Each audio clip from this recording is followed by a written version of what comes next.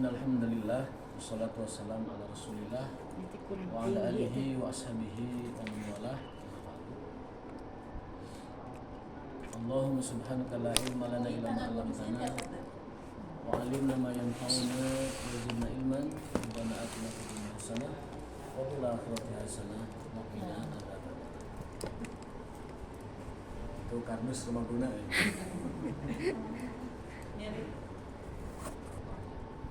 Ibu sekalian, sebagaimana yang telah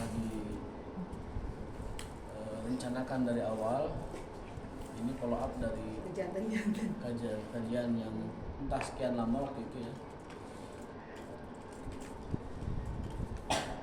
yaitu taklim deres atau kita boleh katakan mudarosah ya, kitab fikih yang kita sepakati waktu itu, fikih yang sangat populer di kalangan bangsa Indonesia bahkan seluruh dunia, yaitu kitab Bulughul Maram. Kitabnya Bulughul Maram karya Imam Ibnu Hajar Al-Asqalani.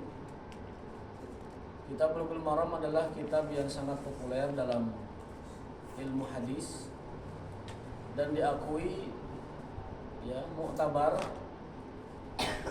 atau kita bisa katakan kitab fikih yang kredibel yang diterima oleh seluruh umat Islam dari zaman ke zaman, di tempat dimanapun kita berada. Jadi seluruh umat Islam dimanapun berada, jika sudah mendengar kitab Bulughul Maram, maka mereka semua akan menerima dan akan tertarik dengan kitab Bulughul Maram itu. Artinya apa Bulughul Maram? Bulugh artinya sampai, Dari balat. maram artinya tujuan. Sampai Bulugh dari kata balagho yablughu. dari balat dulu. Balagho yablughu, bulugh. Kali salah macam bulugh ya. Balagho yablughu bulughan artinya sampai. Anak kecil yang mencapai usia dewasa atau balik disebut balik karena bulugh. Kita kalau doa kadang mengucapkan Allahumma balligh maqasidana, yang artinya ya Allah sampaikanlah kami kepada maksud-maksud kami. Itu arti dari bulugh, sampai. Maram dari kata roma yarumu. Roma yarumu maroman, tujuan. Jadi secara letterlek arti dari Bulughul Maram adalah sampai ke tujuan. Penulis berharap dengan kitab Bulughul Maram yang berisi hadis-hadis hukum dan hadis-hadis adab, seorang muslim mampu mencapai ke puncak keagamaannya. Penulis berharap dengan buku ini setiap muslim dapat meraih, mencapai ya, memperoleh apa yang diinginkan untuk dicapai di dalam agama kita, agama Islam.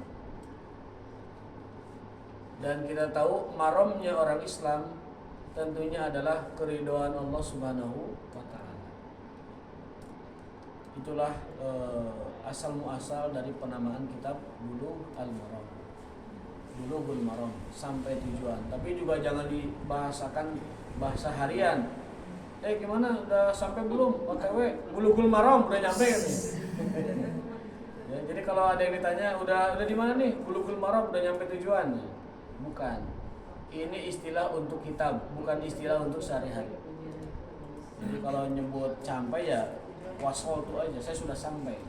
Atau balag tuh saya sudah sampai. Jangan sebut anak Bulughul Maram, saya sudah sampai di TKP misalnya, anak Bulughul Maram. Itu kelihatan awamnya kalau begitu. Baik, itu sekilas tentang kitab Bulughul Maram.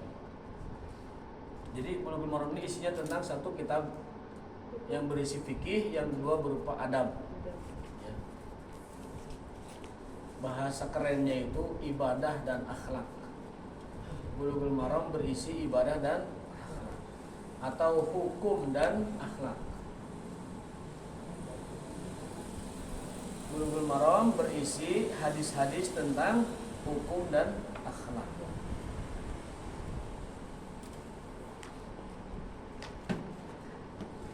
Untuk bab pertama, maka hadis yang akan kita baca adalah Bulughul Maram yang kita pelajari adalah Bulughul Maram yang disyarah oleh,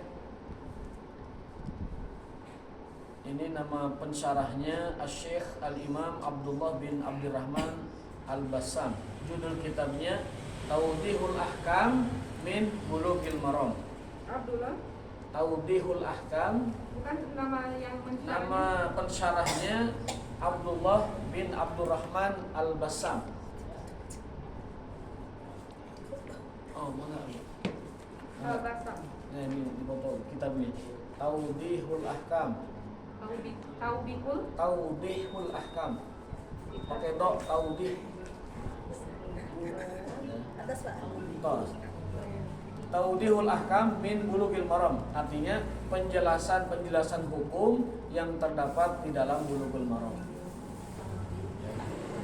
Jadi kita tidak mensyarah kitab Bulughul Maram secara langsung, tetapi kita mensyarahnya dengan meminta bantuan atau membaca karya-karya para ulama ketika mereka menjelaskan kitab Bulughul Maram. Karena siapa kita kalau langsung mensyarah kitab ulama yang berisi sebesar hadis-hadis Bulughul Maram? Maka jalan terbaiknya adalah kita membaca penjelasan dari para ulama apa yang dikandung di dalam kitab Bulughul Maram tersebut, supaya ilmunya bersanad kepada para ulama.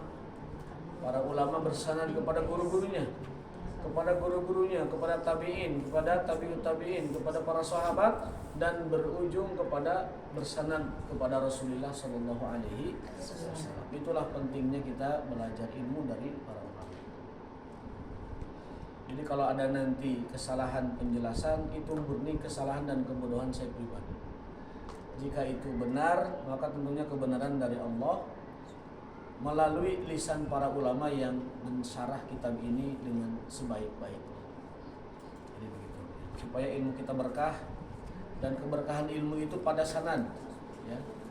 Ketika kita membacakan penjelasan hadis dari para ulama, maka kita sedang menjelaskan sanad ilmu dari para ulama. Dan sanad ilmu adalah sumber dari keberkahan ilmu.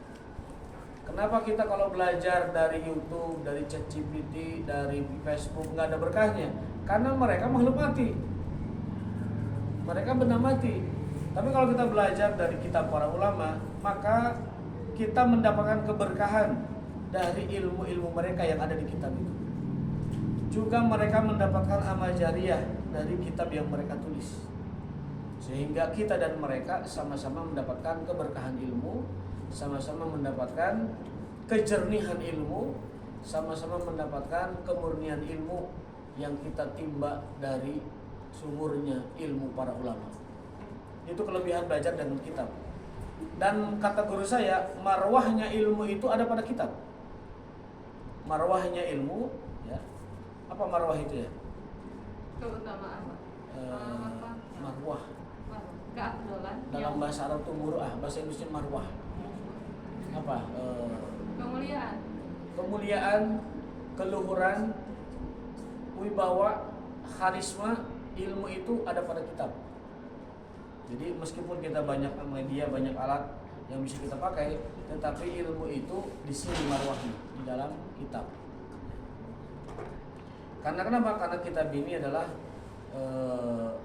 sesuatu yang ditulis secara manual, secara tangan ya, oleh para ulama, lalu dicetak di dalam cetakan. Baik, kita tidak akan bertanya dalam masalah Bulughul Maram.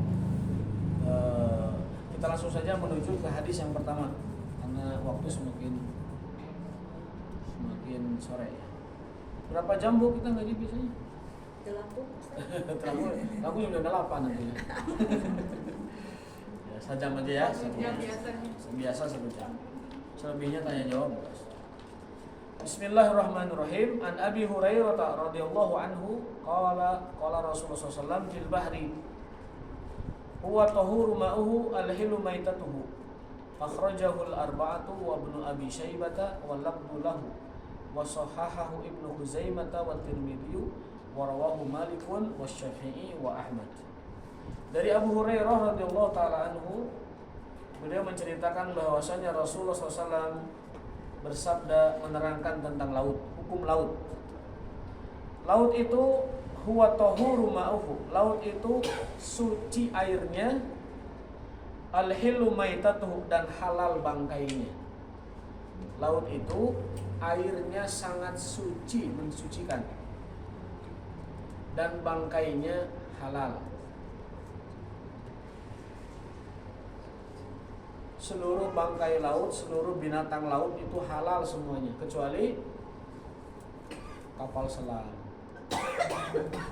Soalnya kapal selam itu bisa digeger, tidak bisa dimasak. Jadi seluruh bangkai laut, seluruh hewan laut itu halal. Meskipun namanya seperti nama hewan darat, anjing laut, singa laut, namanya. Kalau ada mungkin kuda laut, ada lagi kucing laut kalau ada ya, misalkan, maka itu hanya penamaan saja. Tetapi hakikatnya seluruh hewan laut itu halal dan bangkai laut itu juga halal. Kalau bangkai laut haram, repot ibu-ibu. Moal aya peda japu, moal aya teri, moal aya rebon, moal aya pindah. Itu akan mengguncang dapur seluruh dunia. Makanya laut itu alhamdulillah dihalalkan oleh Allah sehalal-halalnya. Airnya pun dipandang sebagai air yang paling suci air dan mensucikan, walaupun asin. Kita tahu air itu ada 3 jenis, ya. 1 air tahur, 2 air tohir, 3 air najis. Air itu dibagi 3, air tahur, air tohir, air najis. Air tahur itu adalah air alami. Air tahur adalah air alami yang sifatnya suci dan dapat mensucikan. Suci dan dapat mensucikan.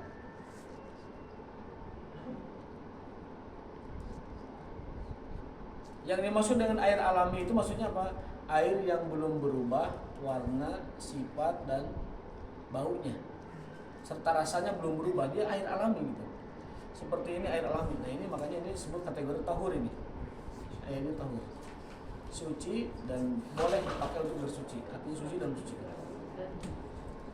Air tahur di alam semesta ini ada 7 sumbernya. Ada 7 sumber kita memperoleh air tahur. Yang pertama adalah air hujan. Hujan itu airnya sangat suci. Dan tidak ada orang sakit karena air hujan. Bahkan Rasulullah kalau turun hujan, hujanan. Hujanan itu sunnah. Kalau sekarang banyak polusi gimana Ustaz? Kata beliau, tamatorna birahmatillah. Kita ini kadang-kadang hujanan. Kenapa? Karena dalam air hujan itu ada rahmat Allah. Hujanan sekali-kali. Tapi jangan unggal poe. Kalau unggal poe kasihan anu nyuci pakaian, anu ngalondri harus. Tapi kalau sekali-kali itu justru Nabi itu kalau turun hujan ngahajakeun ka buruan keluar rumah, ngahajakeun hujanan. Bahkan kalau lagi khutbah, lagi ceramah hujan, beliau tidak beranjak. Lagi ceramah nih hujan tidak beranjak. Beliau mengatakan, tamatorna birahmatillah. Kami hujan-hujanan dengan rahmat Allah. Dan beliau senang apabila menyambut rahmat Allah itu turun dari langit. Jadi kalau ketika hujan ulah lompatan sin hujan. Justru air hujan mengenai kita itu rahmat Allah Subhanahu wa taala. Sesekali hujanan mah itu bagus. Anak kecil juga sama, sesekali hujan bagus. Bahkan itu dapat menguatkan badan mereka asalkan kondisinya memang lagi sehat. Kalau lagi hareeng, belum makan, apalagi kondisinya lagi masuk angin, jangan, nanti tambah parah. Itu sunnah yang tidak banyak dilakukan. Yang kedua, sunnah yang tidak banyak dilakukan orang, contohnya nyeker. Nyeker. Dalam sebuah hadis, karena Rasulullah SAW ihtafa, adalah Rasulullah kadang-kadang itu tidak bersendal, tidak beralas kaki. Artinya apa? Nyeker itu kalau kadang-kadang itu bagian dari sunnah. Nyeker. Dan masih banyak lagi sunnah-sunnah yang dapat kita lakukan di sehari-hari. Ya. Karena sunnah itu ada dua hukum. Ada sunnah ittiba, ada sunnah ta'asi. Pernah disampaikan ini? Pernah di pondok Quran ya? Jadi sunnah itu ada dua, ada sunnah ittiba, ada sunnah ta'asi. Kalau sunnah ittiba itu sunnah dalam ibadah. Kalau sunnah ta'asi itu sunnah dalam keseharian Nabi SAW. Sunnah ittiba itu misalkan sholat duha, sholat witir, sholat tahajud, sholat apa lagi? Puasa sunnah Daud, sunnah Yaumul Khamis wal Isnin, puasa Ayamul Bid, itu sunnah ittiba, urusannya ibadah. Ada sunnah ta'asi. Sunnah ta'asi itu sunnah yang berkenaan dengan kehidupan hariannya Rasul, tidak bersifat ibadah. Contohnya Nabi suka minuman manis dingin. Itu ta'asi, ngikuti boleh, tidak ngikuti tidak apa-apa. Gitu. Rasul suka sholat sunnah di belakang tiang, itu ta'asi, bukan ibadah. Ngikuti boleh, tidak ngikuti tidak apa-apa. Gitu. Rasul sukanya baju itu warna putih dan warna apa? Kadang-kadang merah, kadang-kadang hijau. Itu ta'asi, bukan ittiba. Nah, ta'asi itu adalah sunnah mengikuti Rasulullah, tetapi hukumnya tidak ditekankan. Rasul ngangge jubah nakumaha, sendal nakumaha, sisir nakumaha, rambut nakumaha. Eta mah lebetna kana ta'asi. Ta'asi mah pami diikuti sae, pami henteu teu sawios-wios. Teu aya perintah khususna mengikuti ta'asi mah.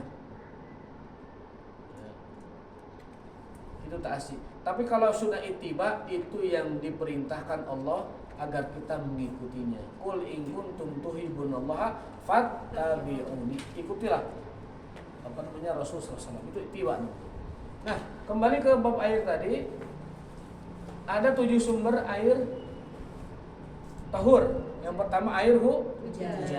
Yang kedua air laut. Tadi ya. Yang ketiga air sungai. Yang keempat mata air. Yang kelima air embun. Mata air terus embun ya. Ada yang belum sebutkan? Dua lagi. Air sumur. Air sumur itu air alami ya. Salju. Dan satunya air salju. Itu 7 air yang disebut sebagai ma'ut tahur. Air yang sifatnya tahur, suci dan dapat mensucikan. Artinya air-air ini selain dia sifatnya suci juga dapat menghilangkan najis. Kelompok kedua air tohir. Air tohir itu air yang suci tetapi tidak dapat mensucikan, tidak dapat dipakai untuk bersuci. Contohnya apa? Cikopi, air enteh, air kelapa, kopior, nantilah. Pokoknya air yang sudah berubah warna, bau dan rasanya oleh kecampur oleh benda suci lainnya, maka dia menjadi suci tapi tidak untuk bersuci. Air suci ini hanya sifatnya suci tapi tidak bisa dipakai bersuci. Bisa dipakai untuk yang lainnya. Contohnya nyiram pohon, mencuci mobil, mencuci motor, mencuci pakaian, bisa. tapi dia tidak bisa dipakai untuk bersuci kita untuk ibadah. Yang terakhir adalah air najis. Air najis adalah air yang kecampur najis dan berubah sifatnya. Air yang kecampur najis dan berubah sifatnya.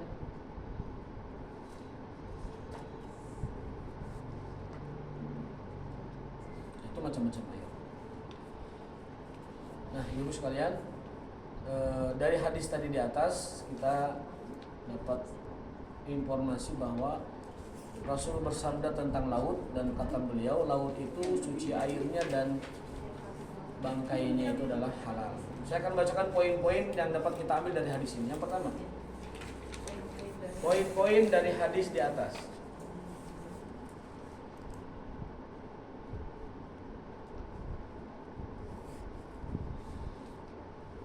Kesucian air laut adalah mutlak. Adalah mutlak.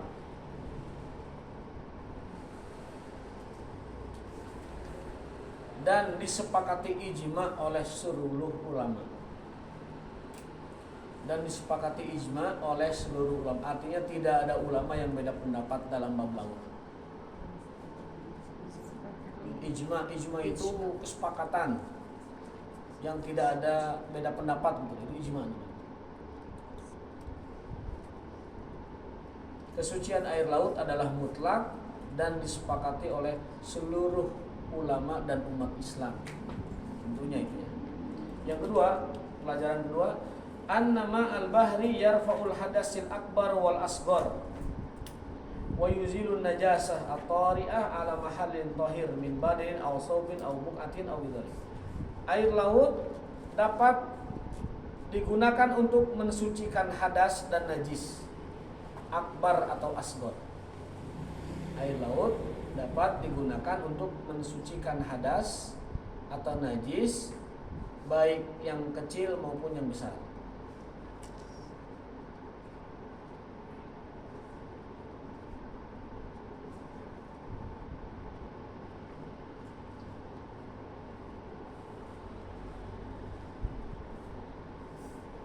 Poin ketiga, annal ma'a idza taghayyara ta'muhu aw launuhu aw rihuhu bi syai'in tahir fa huwa baqin ala tuhuriyatihi ma dama ma'un baqiyan ala haqiqatihi. Air alami ya, jika berubah warna, rasa dan juga baunya berubah ya, karena benda suci, maka dia tetap dalam kesuciannya. Air alami jika dicampur oleh benda yang suci, maka dia tetap dalam kesuciannya.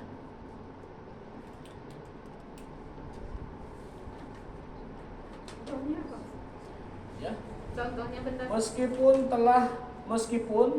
meskipun berubah sangat sifatnya. Meskipun berubah sangat sifatnya, baik asinnya, manisnya, dinginnya, atau panasnya. Contohnya,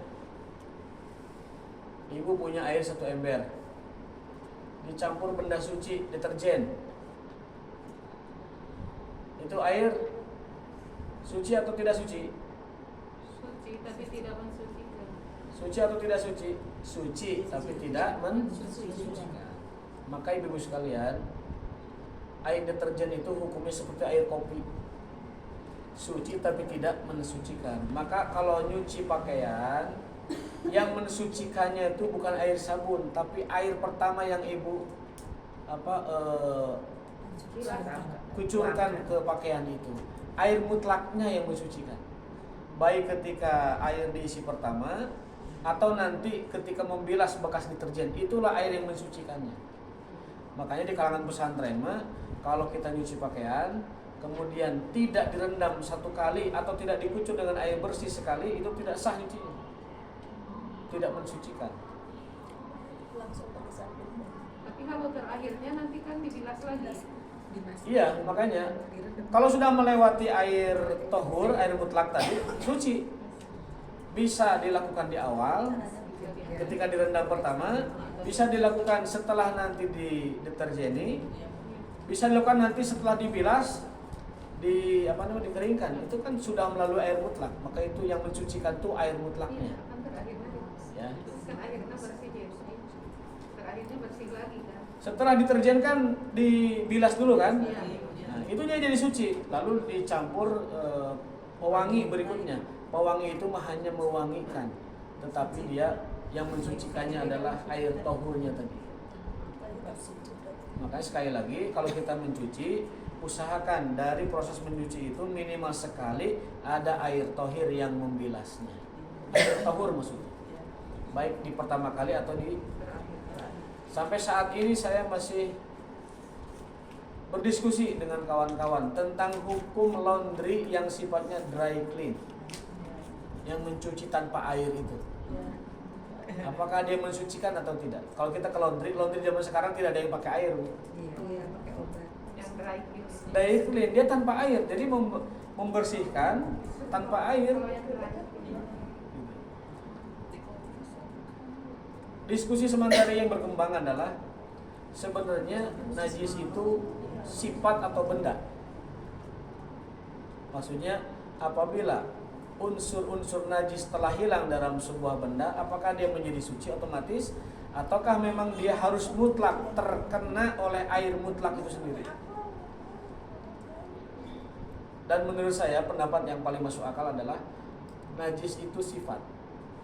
Kalau sifat najis sudah hilang pada benda, baik dengan air tahur maupun dengan proses tertentu yang bahkan tidak melibatkan air, tapi unsur najisnya hilang, rasa, bau, dan warna, maka dia telah suci.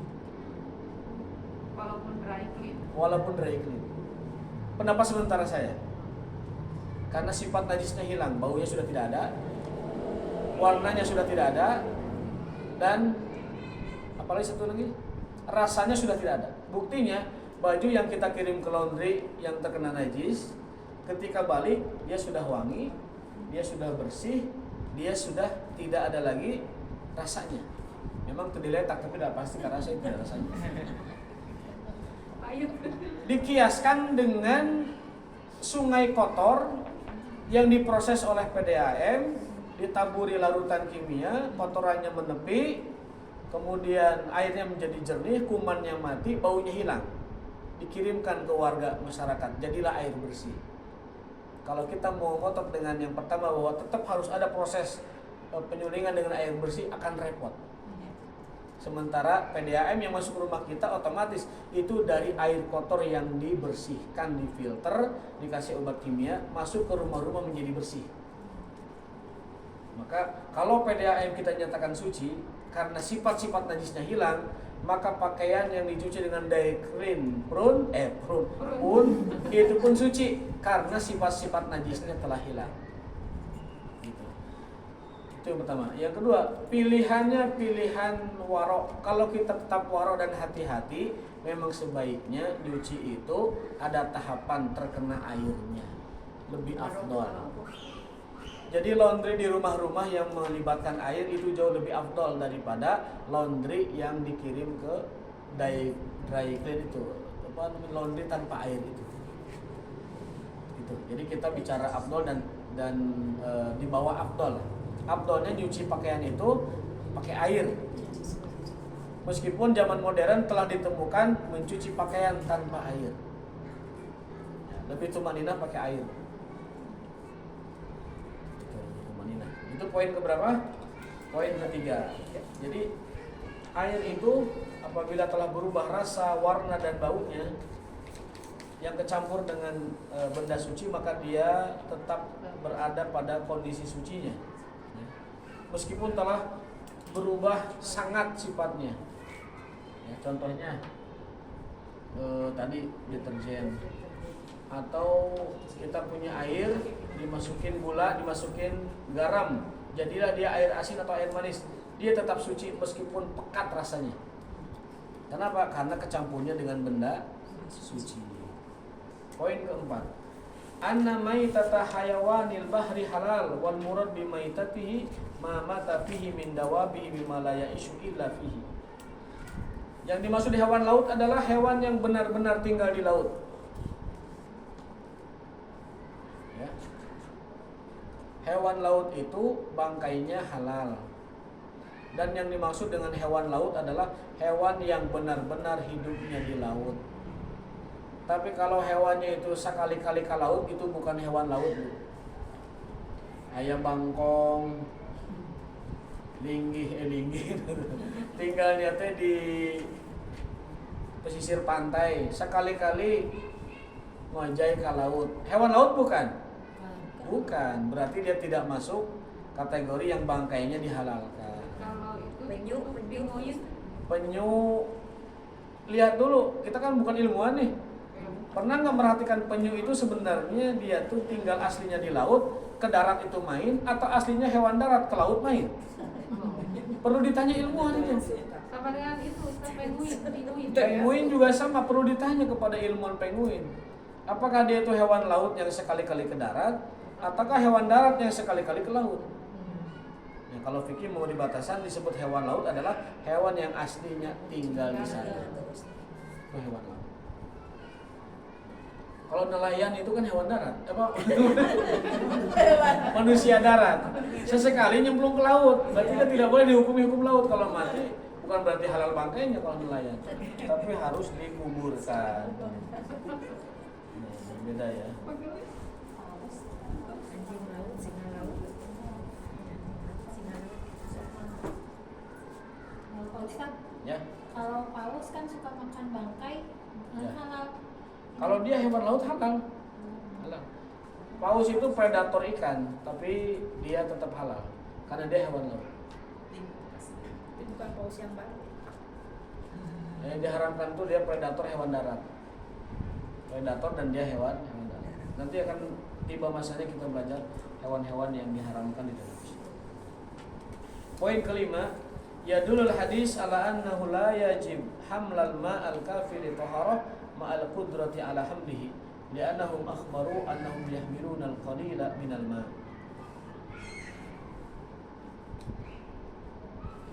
Poin kelima ini adalah bahwa hadis tersebut memberikan petunjuk kepada kita bahwa tidak wajib kita ini membawa air banyak-banyak untuk taharah, tapi cukup dengan air yang secukupnya bisa untuk taharah.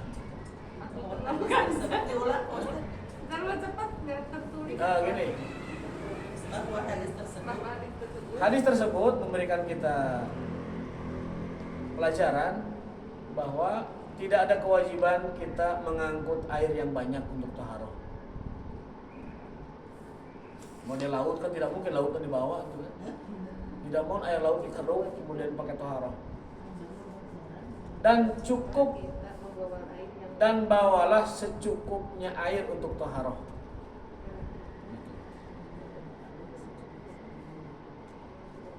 Maksudnya adalah walaupun laut itu banyak airnya, tetapi untuk taharah cukup ambil secukupnya.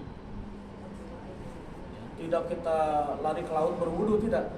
Bisa ambil air laut itu 1 gayung 2 gayung, kemudian untuk berwudu. Rasulullah SAW dalam sebuah hadis, beliau itu sering berwudu dengan 1 mud. 1 mud itu segini, Bu. Rasulullah sering berwudu dengan 1 mud. Ini 1 mud kurang lebih. Segini kan mud itu kan. Ini 1 mud. Dan beliau juga sering mandi junub dengan 2 mud. Berarti mandi junub boleh dengan 2 gelas air. Gimana caranya? Caranya adalah alurkan air ke sini, alirkan, lalu begini. Dilap-lap. Bagian rambut ibu-ibu cukup begini. Yang penting kulit kepalanya kena meskipun rambut tidak basah. Nanti kita akan bahas di bab ini bahwa mandi junub ibu-ibu itu tidak perlu basah rambut. Cukup kulit kepalanya aja. Nanti ada pembahasannya. Lebih rinci. Apalagi rambutnya panjang, itu cukup hanya beberapa kali ini itu sudah sah mandi. Kan selama ini yang ada di benak kita itu mandi junub perempuan tuh harus basah kuyup kan? Nah, nanti ada pembahasannya lebih rinci. Ada pembahasannya. Sehingga tidak boleh ibu-ibu beralasan bahwa tidak mau mandi dan gara-gara itu tidak mau melayani suami, tidak boleh. Karena bisa dibantah sama suaminya, yang ngerti suaminya ya. Bu udah tidak ada kewajiban membasahi semua rambut, cukup dilurus saja sekian kali itu susah mandi. Asal basah ke kulit kepalanya. Asal basah kulit kepalanya. Oh, digini-gini. Asal basah kulit kepalanya. Jadi tidak, yang diwajibkan bukan rambutnya tapi nanti itu pembahasan rincinya di babnya supaya lebih utuh informasinya. Jadi jangan riuh dulu. Bikin penasaran Harus. Yang sekarang mah yang perlu dipahami ini adalah kaidah nomor 5 tadi, bahwa tidak wajib mengambil banyak air untuk berwudu bersuci, cukup mengambil secukupnya untuk berwudu. Dan dicontohkan oleh Nabi itu berwudu hanya dengan 1 mud, 1 genggam air, 1 gelas aqua kalau bahasa kita sekarang. Dan mandi junubnya dengan 2 gelas aqua atau 1 gayung kecil ya. Kok bisa? Ya bisa, Nabi mempraktekkan bisa, masa nggak bisa? Bisa itu.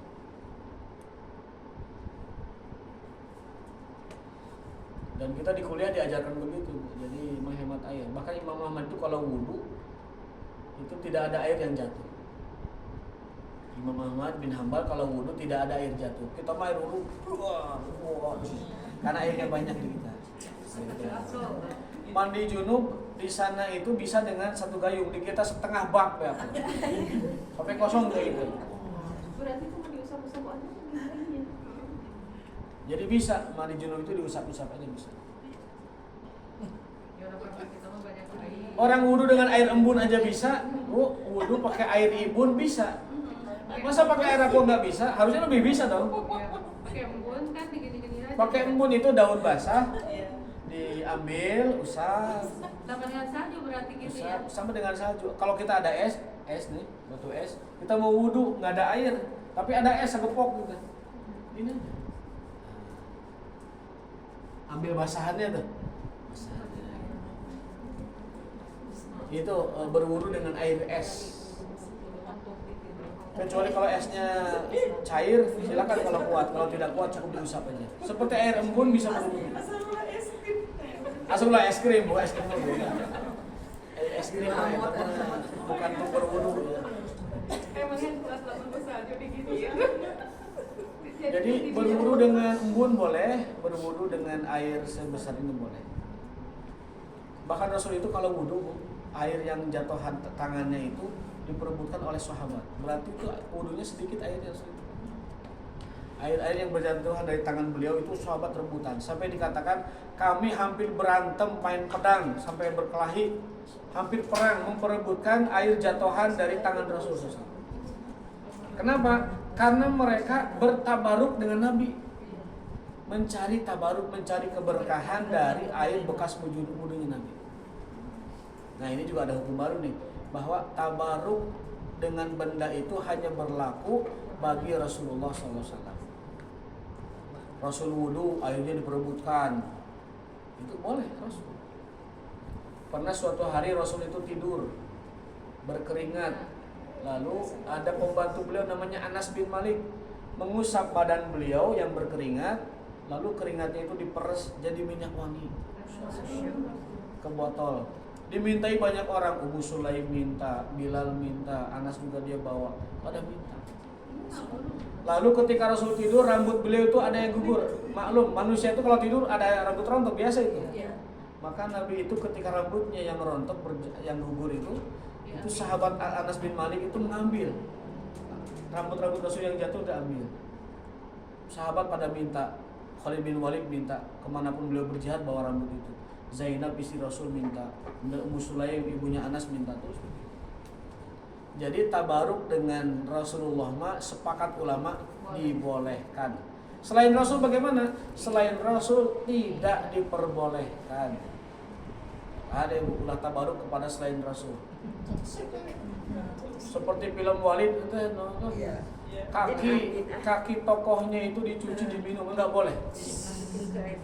Kenapa itu terjadi? Karena banyak orang yang melonggarkan tabaruk kepada selain Rasul. Ada kiai di Jakarta ngeludah-ludahnya diambil di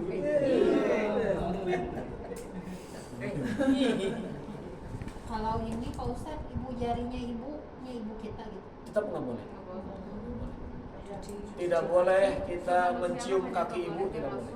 Cium kaki nggak boleh. Mencium kaki nggak boleh, sujud di kaki ibu nggak boleh.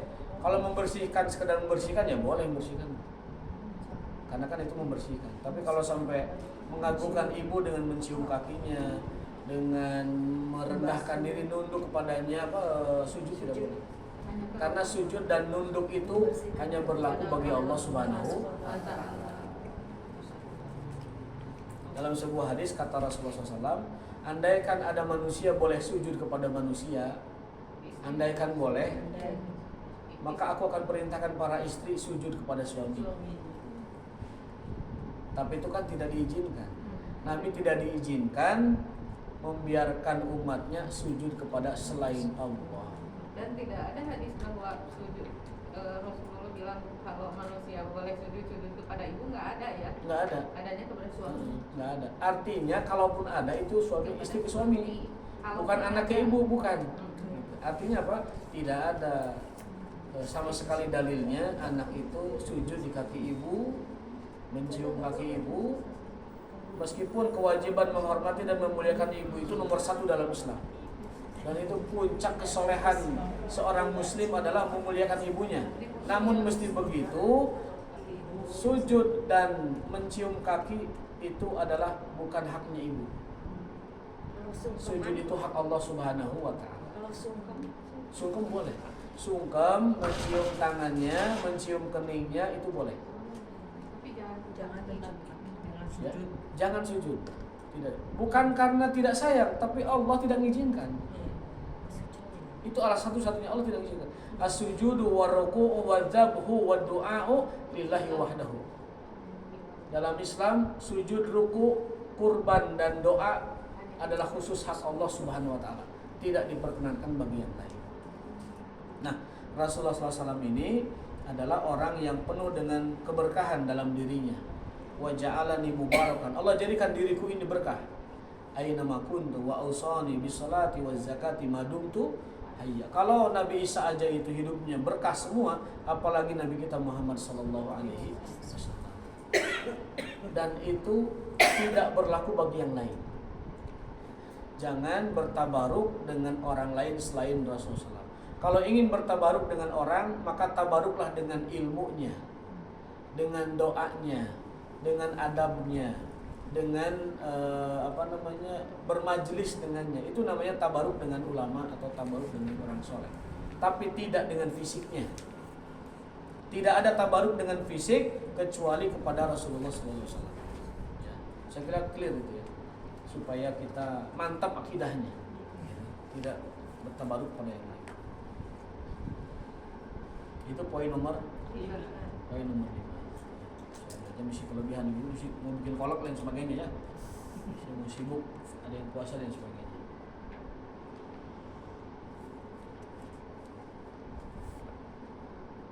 Yang keenam, at-tahuru ma'ahu, yang dimaksud dengan air laut suci airnya menggunakan lam alif di situ ya.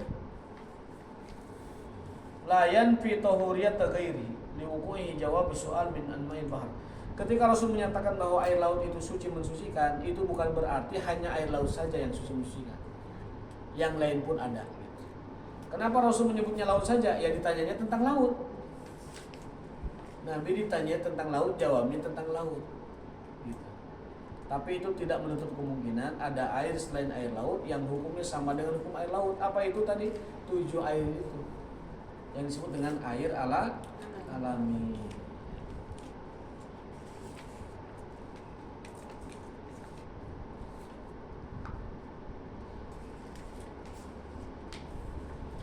Imam Syafi'i berkata, ini poin terakhir. Qala Syafi'i, Imam Syafi'i berkata, hadal hadis nisfu ilmi taharah. Kata Imam Syafi'i, hadis ini adalah setengah dari ilmu taharah. Kalau ibu paham tentang hukum air yang tadi dijelaskan, maka itu adalah setengah atau separuh dari ilmu taharah. Tinggal pelajari setengahnya lagi. Ibu paham tentang air tahur, air tohir, air najis, lalu air-air alami yang menjadi air suci kita untuk mensucikan. Kata Imam Syafi'i, berarti itu kita telah paham separuh atau setengah ilmu taharah. Wa qala Ibnul Mulaqqan, hadzal hadis hadisun azim wa aslun min usuli taharah mustamilun ala ahkami katsiratin wa qawaid. Hadis ini adalah pondasi bab taharah yang mencakup seluruh hukum-hukum taharah yang banyak. Hadis ini adalah pondasi hukum taharah yang mencakup banyak sekali hukum-hukum berkenaan dengan bersuci. Taharah, ya.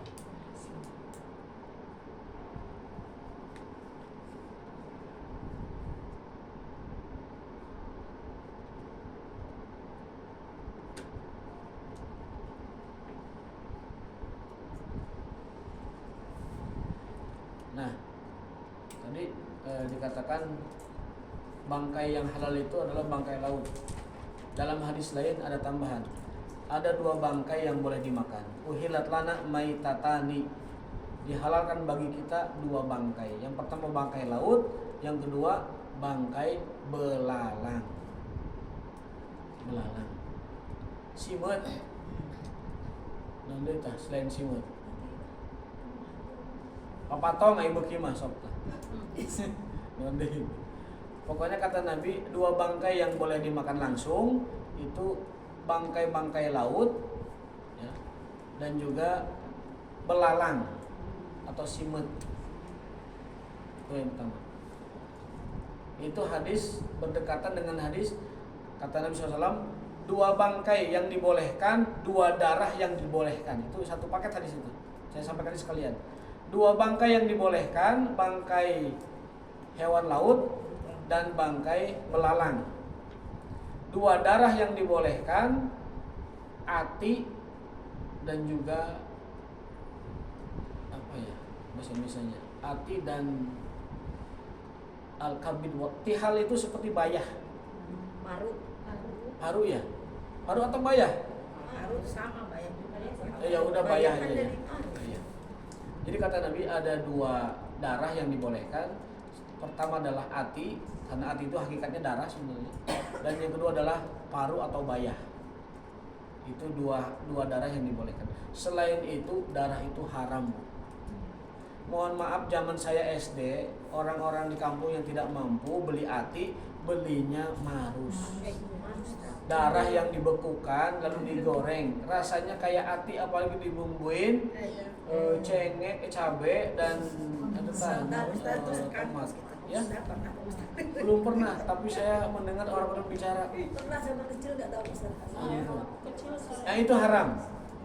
Marus yang ada di Jawa dari mulai Cirebon ke sana masih ada tuh.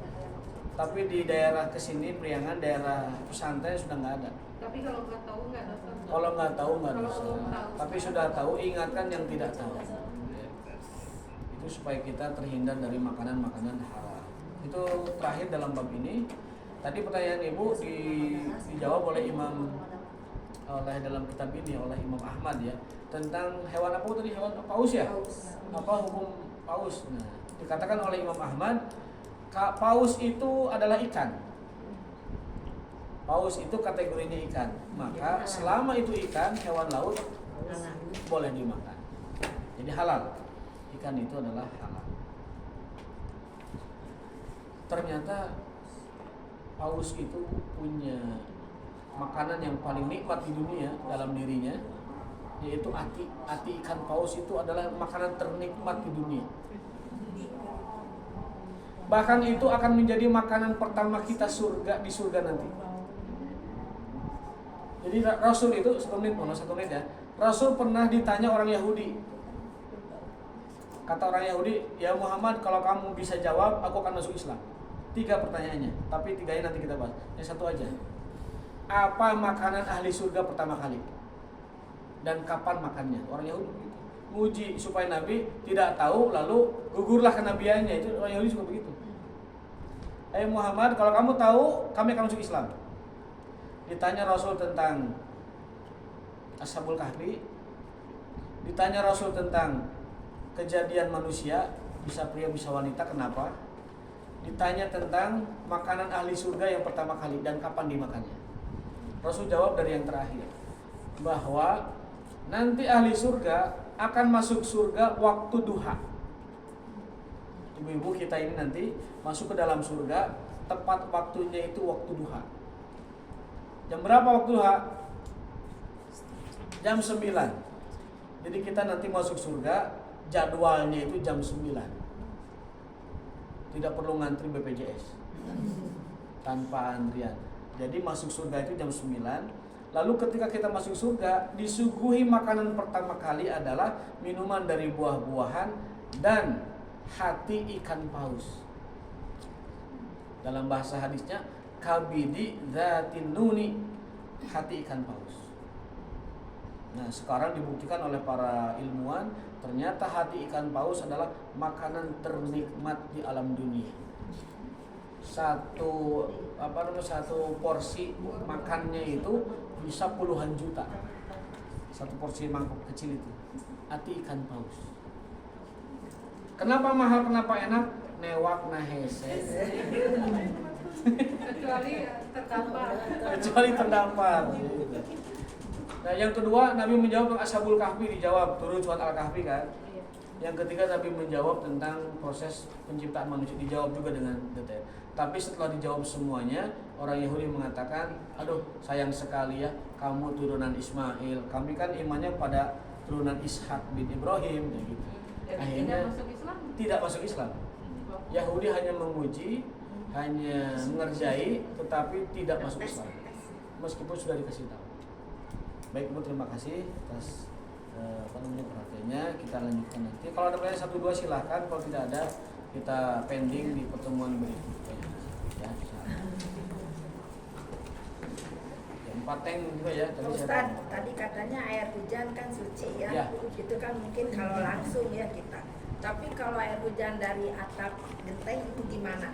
Sadar dulu. Kan kotor kan? Kotor tapi tidak najis. Kalau gimana kalau misalnya di atas gentengnya misalnya ada bangkai, ada kotoran gitu kan gitu. Kan hujan pertama mensucikan ya. Oh, terbuang gitu. Jadi ya sudah terbuang, nanti yang keduanya itu, dan kita tidak bisa mengukur mana air pertama air kedua kan? Iya. Maka udah dianggap suci aja. Jadi air hujan itu baik yang melewati genteng atau yang langsung menemui itu badan kita, itu semuanya suci. Semuanya adalah suci. Nanti lebih rinci kita akan membahas detail tentang bagaimana cara mensucikan najis di sekitar kita. Najis di sendal, cukup dengan langkah berikutnya itu jadi suci. Dengan kalau ada wanita pakainya panjang kena najis, itu tidak usah risau karena tanah berikutnya mensucikan tanah sebelumnya. Waladhi ba'dahu yutahhir alladhi qablahu, yang setelahnya mensucikan yang sebelumnya. Kemudian tadi apakah ketika bayi kencingnya sudah kering, pakaian kita mengenai kasur yang bekas kencing bayi apakah najis atau tidak? Ternyata ada konsep, ada teori bahwa najis kering tidak menular. Ini kan rumus-rumus baru dalam memahami fikih kan. Kalau najisnya basah baru kita kena najis, tapi kalau sudah kering najisnya, lalu kita duduk di situ kita nggak kena najis karena najisnya sudah kering, tidak menular. Dan masih banyak lah. Tapi kalau baunya masih ada? Baunya masih ada, tinggal dijemur. Nah, kalau seandainya di lantai gitu, kalau di lantai gitu. Di lantai cukup dibaju satu ember udah suci. Ada najis di lantai, banjur aja air udah suci. Ustaz, kalau bulu kucing najis? Ya? Bulu kucing? Bulu kucing tidak najis. Tidak najis. Tidak najis. Itu mah. Insyaallah. Ngejilat sendiri gitu ya tadi. Kalau liurnya? Kalau kotorannya itu memang beda pendapat orang. Liurnya juga nggak ada. Liurnya juga sama, walaupun kucing itu termasuk hewan yang yang bertaring dan makan hewan lain ya. Tetapi kata Nabi, kucing itu sulit dihindari dari kalian. Kucing adalah binatang yang sulit dijauhi atau tidak ada kucing gitu. Maka Nabi memberikan rukhsah keringanan. Mereka itu liurnya tidak najis. Bahkan sebagian pendapat ulama bahkan kotorannya pun tidak najis. Tetapi ini pendapat yang lemah. Yang sahih adalah yang benar itu mereka kotorannya najis tetapi liurnya tidak najis. Keberadaan mereka tidak najis. Karena apa kata Nabi?